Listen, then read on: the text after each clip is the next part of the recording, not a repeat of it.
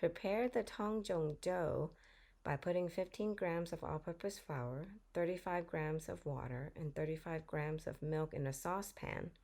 Cook and reduce until it turns into paste that looks like this.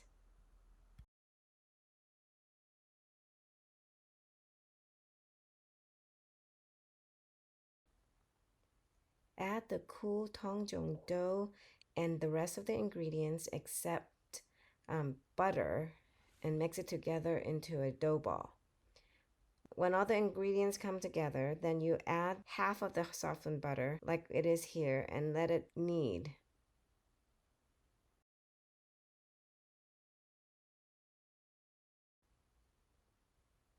So pay attention to the bowl. The bowl is cleaned. And after that, you add the second half of the butter to the dough and continue to knead. With the addition of the butter, the dough will break apart, but eventually it'll come back together later. Keep kneading.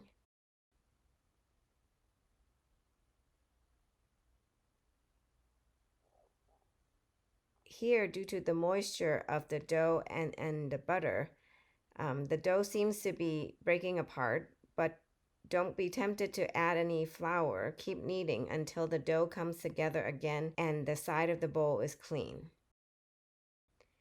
So it's beginning to come together here, but it's not enough. So keep kneading until the bowl is clean and it doesn't stick to the bottom of the bowl.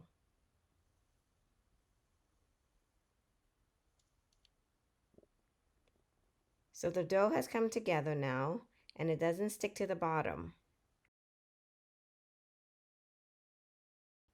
And the side of the bowl is clean, so pay attention to how the dough looks. It is nice and smooth and very elastic. So try stretching the dough to see if it will stretch. If it doesn't tear, then you have knead enough.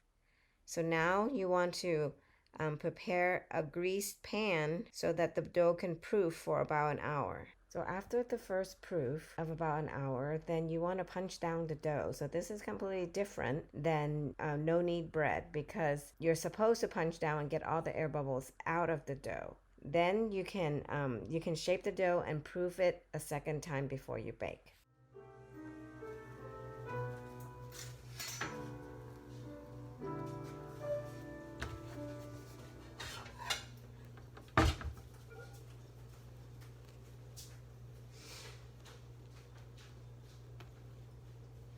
Wow.